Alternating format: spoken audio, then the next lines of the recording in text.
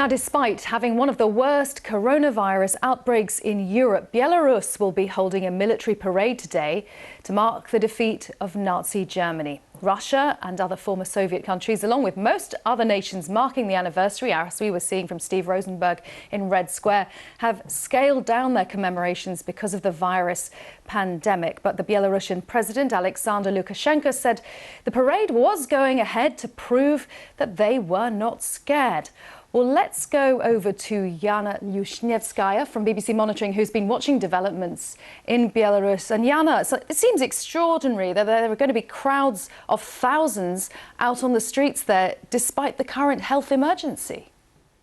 Yes, well, Belarus has adopted a very unconventional approach to the epidemic from the very start. It's one of the few European countries that has not introduced a nationwide lockdown. There are some restrictions in place, but the picture there is very, very different from what you'd see in Western Europe or even in the neighboring countries like Ukraine or Russia. And the parade that is going ahead today is one of the examples of this approach. And in fact, President Lukashenko has repeatedly downplayed the danger of coronavirus. He has even described the fears over the disease as psychosis. That's the word he used on several occasions.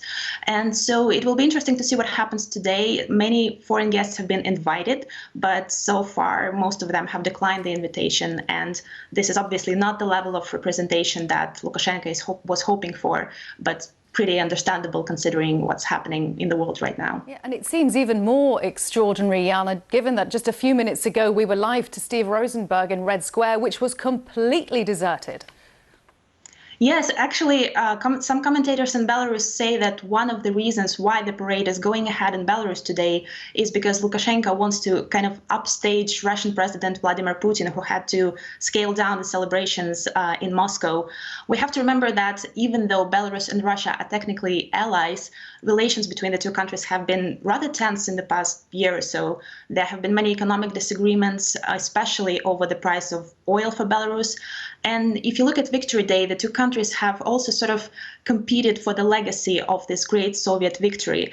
And Lukashenko has even accused Putin of trying to monopolize the Soviet victory in World War II.